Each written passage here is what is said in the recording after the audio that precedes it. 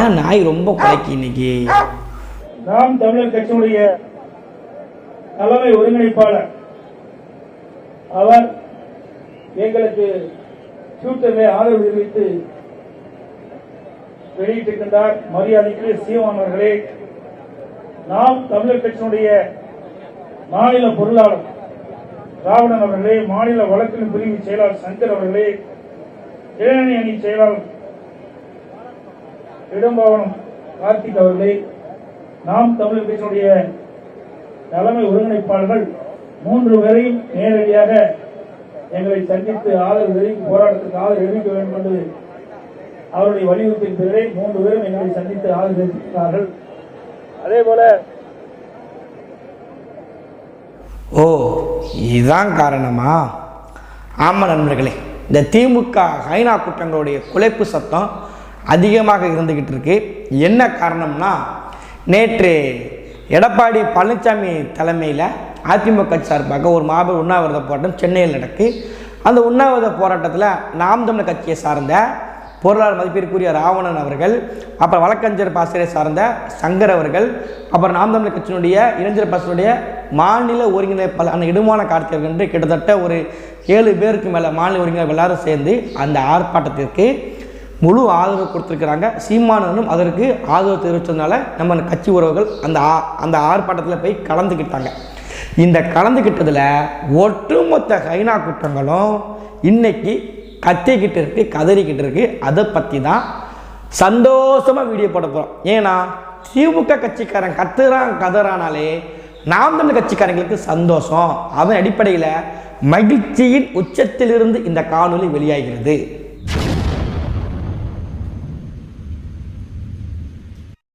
அதிமுக எதற்காண்டிய இந்த உண்ணாவிரத போராட்டம் நடக்குன்னு பார்த்துக்கிட்டிங்கன்னா, அதிமுக கட்சிக்காரங்க சட்டமன்றத்தில் இடைநீக்கம் பண்ணுறாங்க. எதற்காண்டி? இந்த கள்ளக்குறிச்சி விவகாரத்தை பேசுவதற்கு முதலமைச்சர் மு க ஸ்டாலின் மறுக்கிறதுனால இவங்களை ஒட்டுமொத்தமாக அதிமுக கட்சிக்காரங்களை இடைநீக்கம் பண்ணுறாங்க இந்த சட்டசபையில். அப்போ இதே மாதிரி ஒரு சம்பவம் 2023 டிசம்பர் மாதம் சம்பவம் நடக்கு. எங்கள் தமிழ்நாடு சட்டமன்றத்தில் கிடையாது, இந்திய நாடாளுமன்றத்தில் நடக்கு. என்ன நடக்குன்னா, ஒரு 2 பேர் இந்திய நாடாளுமன்றத்துக்குள்ளே வந்து குண்டை தூக்கிட்டு போட்டிருப்பான். இந்த கண்ணீர் பைகை போட்டிருப்பான், எல்லாரும் நினைவு இருக்குன்னு நினைக்கிறேன். அவன் யாருன்னா பாஜக சார்ந்த எம்பி பேரில் அந்த பார்வையாளர் உள்ளே வந்தவன். கரெக்டாக அவனை உள்ளே வந்ததுக்காண்டி அந்த எதிர்கட்சிக்காரங்களாம் சேர்ந்து கேள்வி எழுப்பும்போது அவங்களுக்கு முழுக்க 15 பேரை வந்து இந்த ஒன்றிய அரசு என்ன பண்ணிச்சு? இடைநீக்கம் பண்ணிச்சு. அப்போ தமிழ்நாட்டில் இருந்து திமுக நமக்கு எதிரான கட்சி, சரிங்களா? திமுக கட்சியை சார்ந்த கனிமொழி அவர்கள் இந்திய நாடாளுமன்றத்தை இடைநீக்கம் பண்ணும்போது நாம் தமிழ் கட்சியோட தலைமை ஒருங்கிணைப்பு செந்தமிழர் சீமான் அவர்கள் அறிக்கை போட்டார். ஏன்னா ஒருத்தவங்களுடைய பேச்சுரிமையை நீங்கள் தடுக்கக்கூடாது. சட்டமன்றத்திலையும் நாடாளுமன்றத்திலும் தான் நமக்கான உரிமைகளை கேட்டு பெறக்கூடிய இடங்கள். அப்போ அந்த இடத்துல ஒருத்தவங்க பேச விடாமல் கழுத்து நெரிக்கிறது பாசிச பாஜகவோட வேலைன்னா அதனுடைய செல்ல குழந்தை வளர்ப்பு மகள் என்கின்ற பட்டத்தை பெற்றிருக்கக்கூடிய திமுக கட்சியும் நேற்றைய தினத்தில் அதிமுக கட்சி சார்ந்த எல்லாரையுமே இடைநீக்கம் பண்ணியிருக்கு. இது வன்மையான கண்டனங்களை ஒட்டுமொத்தமாக தமிழ்நாட்டுக்கூட எல்லாரும் பேசணும். ஏன்னா ஒரு எதிர்கட்சி நிலையாக இருந்தால் மட்டும்தான் அந்த மாநிலமாக இருக்கட்டும் அந்த நாடாக இருந்தாலுமே சரியாக போக முடியும். எப்படி ஒரு 3 மணி நேரம் திரைப்படத்திற்கு புல் சட்டமாற ஒரு நல்ல வில்லை வேணும் சொல்கிறாரோ, அதே மாதிரி தான் ஒரு அரசிற்கு நல்ல எதிர்கட்சி தேவைப்படுகிறது. அதான் இந்த மக்களுக்கு நன்மை. அப்படி எதிர்கட்சியை பேச விடாமல் குரவலை நசுக்கு விதமாக இந்த திமுக பாசிச திமுக பாஜகனுடைய வளர்ப்பு குழந்தை திமுக என்ன பண்ணுது? ஒட்டுமொத்தமாக எல்லாரையுமே இடைநீக்கம் பண்ணுறாங்க. அப்போ உண்ணாவிரத போராட்டம் அறிவிக்கிறாங்க சென்னை தலைநகரில். அந்த உண்ணாவிரத போராட்டத்திற்கு நாம் தமிழ் கட்சி சார்ந்தவங்க போயிட்டாங்க. உடனே 2026 சீமானவர்கள் வந்து அதிமுக கூட்டணிக்கு போகிறாங்க, அச்சாரம் போட்டு விட்டார். அப்போ நீங்கள் திராவிட கட்சியை வேண்டான்னு சொன்னீங்க, நீங்கள் அதிமுக நீங்கள் கூட்டணிக்கு வந்துட்டீங்க, நீங்கள் அதிமுக நீங்கள் நடக்கக்கூடிய போராட்டத்துக்கு கலந்துக்கிட்டீங்க, அடுத்த கூட்டணி தான் நீங்கள் வரப்போறீங்க. 2026 அதிமுகவும் நாம் தமிழ் கட்சியும் ஒன்றா சேர போகிறாங்க, வைக்க போகிறாங்கன்னு சொல்லி உடன்பிறப்புகள் கதறிக்கிட்டு இருக்கிறீங்க. சந்தோஷமாக தான் இருக்குது நமக்கு வந்து இதை கேட்கும் போதெல்லாம். அதாவது நம்ம கூட்டணி போறதுக்கு மட்டும் வேற விஷயம். ஆனால் நீங்கள் கத்துறதெல்லாம் பார்க்கும்போது ஒரு ஸ்பேஸில் ஒன்று போட்டிருக்காங்க, அதை கேட்டுட்டு வாங்க. வச்சிருக்காரு சீமான். ஆனா அது வந்து பெருசா எக்ஸ்போஸ் ஆகல. அதுதான் பெரிய இப்ப சீமானை வந்து மிகப்பெரிய அளவுல எக்ஸ்போஸ் பண்ண வேண்டிய ஒரு சோசியல் மீடியால கடுமையா எக்ஸ்போஸ் பண்ண வேண்டிய ஒரு தேவை இருக்கு. அது வந்து இந்த பசங்களுக்காக இல்ல. என்ன பொறுத்த வரைக்கும் இந்த பசங்க போய் சீமானை நம்பி ஏமாந்து போறது கொள்கை அதுக்காக இல்ல. தமிழ் தேசியம்னு ஒரு சித்தாந்தத்தை காப்பாற்ற வேண்டிய ஒரு தேவை இருக்கு. நான் வந்து வெக்கம் கட்டுவீங்களா? இதுக்கு எதுக்குடா வெள்ளையங்கிலி மாலை? யாரு தமிழ் தேசியத்தை இந்த கொத்தடிமைகள் வந்து காப்பாற்ற போறாங்க, அதற்காண்டியாச்சும் நம்ம சீமான்கிட்டேருந்து நம்ம வந்து இளைஞர்கள் வந்து காப்பாற்றணும் அப்படின்னு சொல்லி பேசிக்கிட்டு இருக்காங்க. யார ஏன்னா செத்துக்கிட்டு இருக்கு திமுக கட்சி. அதுக்கு மிகச்சிறந்த உதாரணம் யார் தெரியுமா? இந்த சினிமா ரிவ்யூ ஒருத்தர் கொடுத்துட்டு இருப்பார், தமிழ் சினிமா ரிவ்யூன்னு சொல்லி. அவர் நேற்று இணையதளத்தில் திமுக உடன்பிறப்புகளை கொத்தடிமைகளை போட்டு கதற அடிச்சிட்டு இருக்காரு.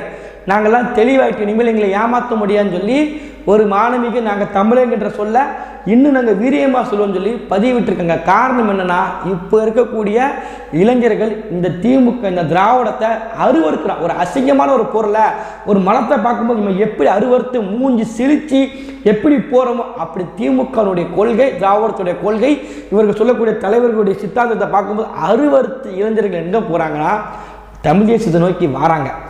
அப்போ இவங்க என்னமோ திராவிடமே செத்துக்கிட்டு இருக்கு, அதை காப்பாற்ற வக்கு இல்லாமல் தமிழ் தேசத்தை நாங்கள் வந்து காப்பாற்ற போகிறோம். போடா அங்கே சாகு ரெடியாக இருந்துக்கிட்டு இருக்கு திராவிட குழந்தையை, அதற்கு முதல்ல சிகிச்சை கொடுங்க. இப்போ என்ன தெரியுமா, இதுக்கு முன்னே கூட்டம் அதிமுக பற்றி எதாவது கழிக்கட்டுன்னு வச்சுக்கோங்களேன். அதிமுக திராவிட கொள்கையிலே கிடையாதுங்க. அவங்க என்றைக்குமே எம்ஜிஆர் ஜெயலலிதா போனவங்க தான், திராவிட கொள்கையே கிடையாதுன்னு சொல்லி ஐயா சுவீர பாண்டியன் வரைக்கும் பேசினாங்க. திராவிட கொள்கைகளெல்லாம் வராது வைக்காதுன்னு பேசுவாங்க. ஆனால் இன்னைக்கு நாம் தமிழர் கட்சியோடைய சார்ந்த உறவுகள் அதிமுக நடக்கக்கூடிய இந்த போராட்டத்தில் கலந்துக்கிட்டாங்கன்னா திராவிட கட்சியோடு இணைந்து விட்டார் சீமான். அதிமுக திராவிட கட்சியில் நீ தான் சொல்கிற. பல இடங்களில் சுபவீரப்பன் ஐயாவே பேசியிருக்காரு. அதிமுக நீங்கள் வந்து திமுக மாதிரி நீங்கள் ஒப்பிட்டு பேச முடியாதுங்க, திராவிட கொள்கையில் ஊறி போன திமுக தாங்க, அதிமுக அப்படிப்பட்ட கொள்கையிலே கிடையாதுங்கன்னு சொல்லி பல இடங்களில் சுபவீரப்பாண்டியன் பல இடங்களில் அந்த கருத்தை பதிவு பண்ணி பேசியிருக்காரு.